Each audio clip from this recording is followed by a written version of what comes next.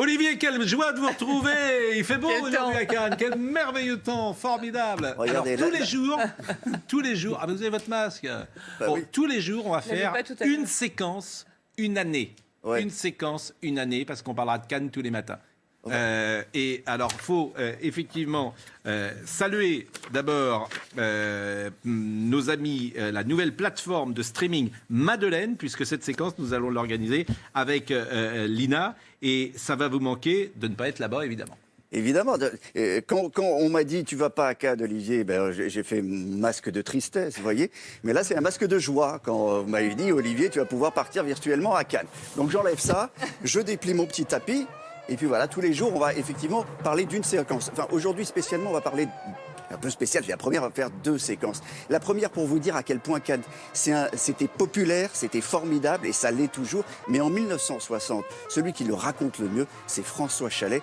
Dans une séquence qu'on va revoir, vous allez voir même une starlette à cheval.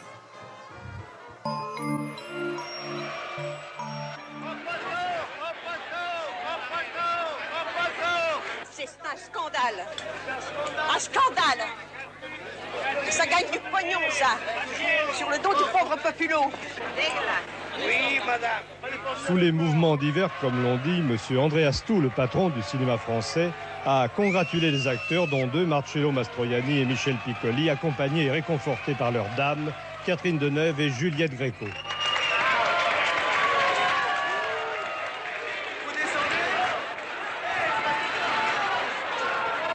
Vous avez ainsi une idée des réactions suscitées par La Grande Bouffe. Ce film a réalisé une unanimité aussi totale qu'hostile, tant auprès des spectateurs que de la critique, ce qui est tout de même assez rare. Et vous avez peut-être reconnu Jean Marquet. Alors, c'est un scandale, c'est l'un des plus grands scandales cannois qu'on vient de voir. C'est la sortie de La Grande Bouffe. On a reconnu Ugo Togliazzi, Michel Piccoli. Et il y a une dame qui dit « c'est un scandale avec l'argent, notre argent !» Ça, c'était La Grande Bouffe 1973. C'était la séquence où je veux vous présenter ensuite la séquence du jour. La Grande Bouffe, ça a été effectivement le plus gros scandale de Cannes. Les gens se détestaient autour de ce film. Et au final, cette année-là, 1973, vous allez voir le palmarès, ce sont 2 films. Ingrid Bergman, qui dirigeait le Festival de Cannes, qui était à la présidence, avait dit « c'est la pire des choses, la pire des choses vulgaires que j'ai vues ».